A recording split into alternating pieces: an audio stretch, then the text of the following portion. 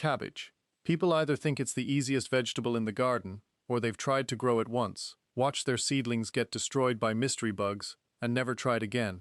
I'm here to make sure you're in the first camp.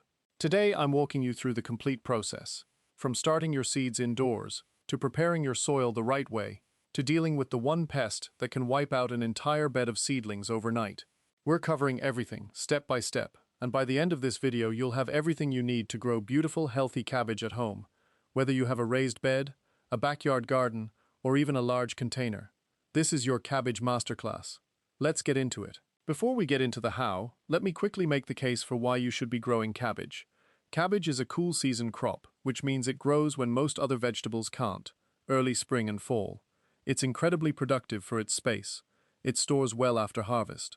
It's packed with vitamins C and K, and here's the thing most people don't realize. Homegrown cabbage tastes dramatically better than what you find in the grocery store. It's sweeter, crunchier, and more flavorful.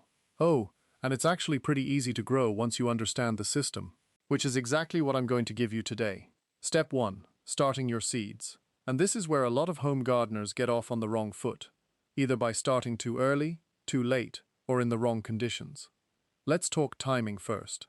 Cabbage is a cool season vegetable. That means you want it growing and heading up before summer heat arrives, or in the fall as temperatures drop. The general rule: start seeds indoors 6 to 8 weeks before your last expected frost date in spring, or 10 to 12 weeks before your first fall frost for a fall crop. Here's an important warning: don't start too early, and don't start too late. Heading vegetables like cabbage, and this includes broccoli and head lettuce, don't hold well for long periods in small pots. If they sit cramped in a tiny cell too long, they get stressed and stunted, and they never fully recover when you plant them out. Time your start date so you're planting them out at roughly the right moment. Now, the seed starting setup. Fill your seed trays or small cell packs with a good seed starting mix, not regular potting soil, and definitely not garden soil. You want something light and fine. Plant your seeds about a 1/4 inch deep, water them gently, and then here's the key: germination needs warmth. Cabbage seeds germinate best at a soil temperature of 75 to 80 degrees Fahrenheit. You can use a heat mat under the tray to achieve this. It makes a huge difference in how quickly and evenly seeds sprout. Once the seeds have germinated, which usually happens within 5 to 10 days, move them somewhere cooler. Cabbage seedlings actually prefer 50 to 65 degrees Fahrenheit for growing on. A cool basement, a garage with a grow light, or a bright, cool room works well. This temperature drop encourages stocky, strong growth rather than the leggy seedlings you get when it's too warm. Give them full sun as soon as they sprout. If you're growing under grow lights, keep the lights just a few inches above the tops of the seedlings. If you're on a windowsill, use the brightest south-facing window you have. Fertilizing seedlings. While they're growing in those small cells, feed them every 2 weeks with a diluted liquid fertilizer. A balanced seedling fertilizer or diluted fish emulsion both work great. They're in a small amount of soil with limited nutrients. You have to supplement or they'll stall out.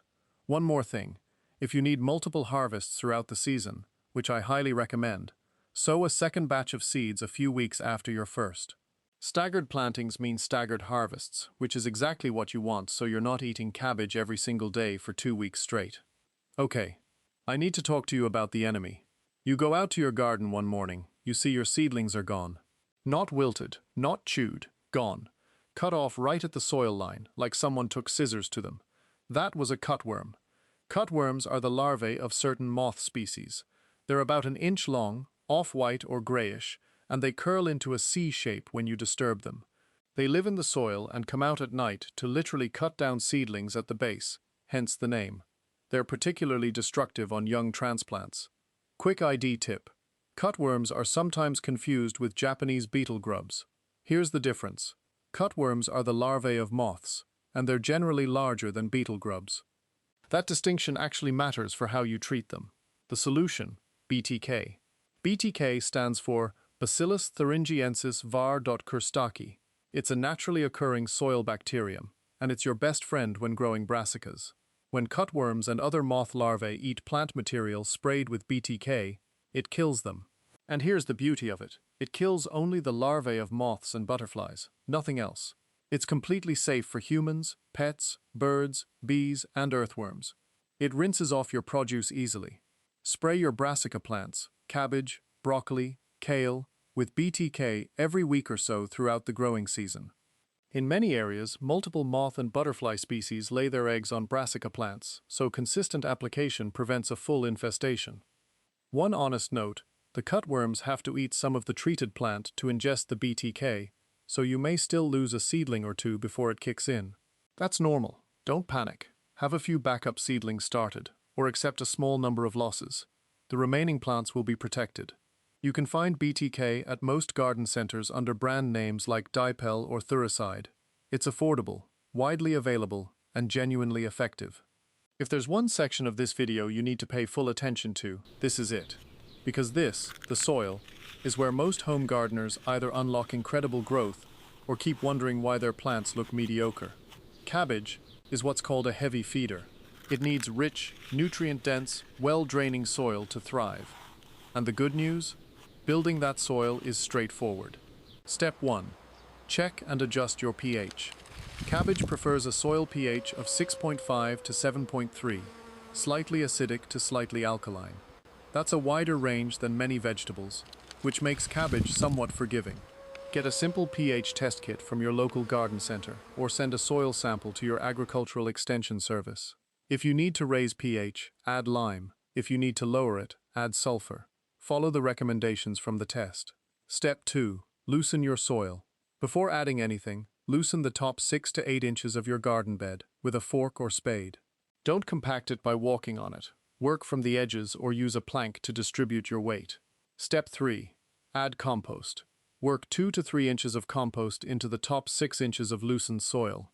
Compost improves drainage, adds microbial life, and slowly releases nutrients throughout the growing season. This is non-negotiable. Step 4. Add composted manure. On top of that, add 1 to 2 inches of composted cow manure, lightly incorporated into the topsoil.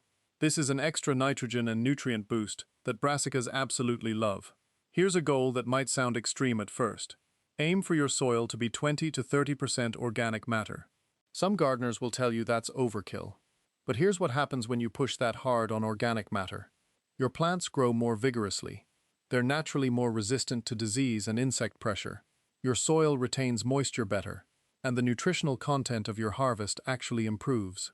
It sounds like a lot of work up front, but the payoff, healthier plants, bigger heads, fewer problems, is absolutely worth it.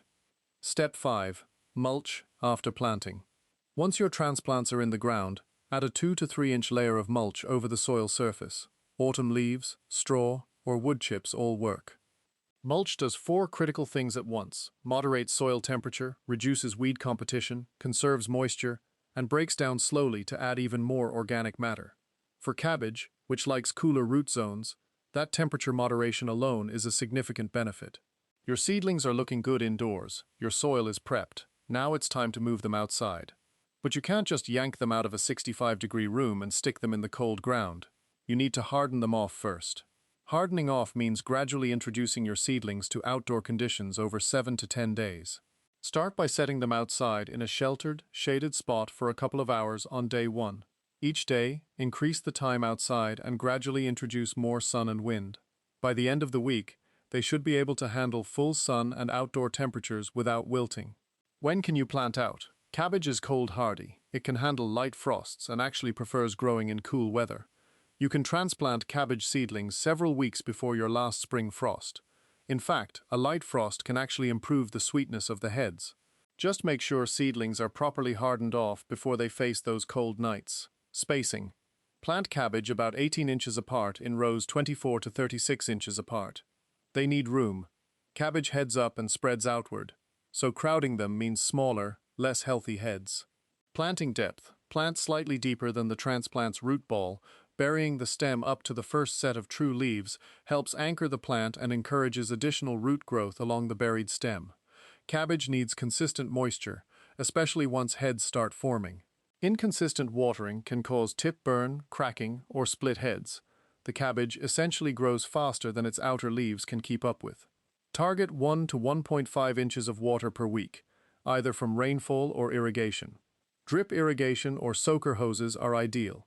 Keeping water off the foliage reduces the risk of fungal disease. Now, here's an annoying side effect of watering your garden in dry conditions. Water attracts slugs and snails. If you're watering during a drought, or even in a normal season, these slimy pests will find your cabbage. The fix: Sluggo, or a similar iron phosphate-based bait. Scatter it around your plants according to the label directions. It's completely safe to use around edible crops, safe for children and pets, and as the iron phosphate breaks down, it actually becomes a mild soil amendment that plants can use. It's one of those rare pest controls that's genuinely all upside. Read the label on whatever product you use. That's always good practice. But iron phosphate slug bait is one of the safest and most effective organic options available. Even with great soil, cabbage is hungry enough that it needs continued feeding throughout the season. Every 3 weeks, apply an organic fertilizer with a good nitrogen content. Here are great options. Fish emulsion. Fast-acting, rich in nitrogen and micronutrients. A classic. Earthworm castings.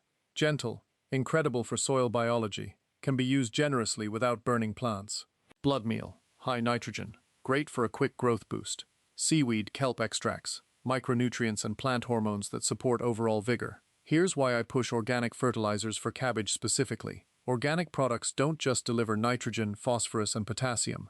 They also introduce beneficial enzymes and soil microbes that improve soil structure and plant health over time. Synthetic fertilizers deliver nutrients, but they don't build biology. And repeated use of synthetic fertilizers and pesticides actually kills the earthworms and soil microbes that are quietly doing so much of the work in your garden. An occasional synthetic fertilizer application is fine in a pinch, but for long-term soil health and the best possible harvests, lean on organics. So how do you know when it's time to harvest? The squeeze test. Press the cabbage head firmly with your palm. If it's solid and firm all the way through, it's ready. If it gives a little, give it more time. Most cabbage varieties mature in 70 to 120 days from transplant, depending on the type. Check your seed packet for the specific days to maturity. How to harvest. Use a sharp knife and cut the head off at the base, leaving the outer leaves and root system in place. Here's a bonus trick. After you harvest the main head, leave the plant in the ground. Many cabbage varieties will produce several small secondary heads from the side shoots. Free extra cabbage. Storage. Fresh cabbage stores beautifully. Whole heads can last 1 to 2 months in a cool refrigerator. If you have a root cellar or cool storage space, they can last even longer. Trim outer leaves, don't wash until you're ready to use, and wrap loosely. Fall cabbage heads that have been hit by a few frosts are often sweeter than spring-grown ones. Cold converts some of the starch to sugar, so don't be in a rush to pull them before the cold comes. Quick troubleshooting before we wrap up, because even with great technique, problems happen. Here's what to look for and what to do. Cabbage worms on leaves. Spray with BTK every week. Check undersides of leaves for pale yellow eggs and crush them. Slugs eating seedlings or foliage. Apply iron phosphate slug bait like Sluggo. Water in the morning rather than evening to reduce slug activity overnight. Heads not forming / just big leafy plant. Could be too much nitrogen late in the season, or the plant didn't get enough cold exposure. Also check spacing. Overcrowding delays heading. Seedlings cut off at the base overnight. Cutworms. Spray BTK. Place cardboard collars around seedling stems as a physical barrier, and check the soil near damaged plants for the culprits. Yellowing lower leaves, often a nitrogen deficiency. Apply fish emulsion or blood meal. Heads cracking or splitting, usually caused by inconsistent watering or a sudden growth surge after rain. Harvest immediately if you see cracking starting. A split head is still edible, it just won't store well. And that is your complete guide to growing cabbage at home. Let's do a fast recap. Start seeds indoors at 75 to 80 degrees Fahrenheit. Then grow seedlings cool. Feed seedlings every 2 weeks. Don't leave them in small pots too long. Spray BTK weekly to deal with cutworms and cabbage worms. Build rich, organic soil. 20 to 30% organic matter is your target. Harden off transplants and plant out a few weeks before the last frost. Water consistently, use Sluggo if slugs appear. Fertilize organically every 3 weeks with nitrogen-forward products. Harvest when heads are firm, and let side shoots give you bonus cabbages. This is one of those vegetables that rewards attention. Every bit of extra care, better soil, consistent feeding, pest control, shows up directly in the size and quality of your harvest.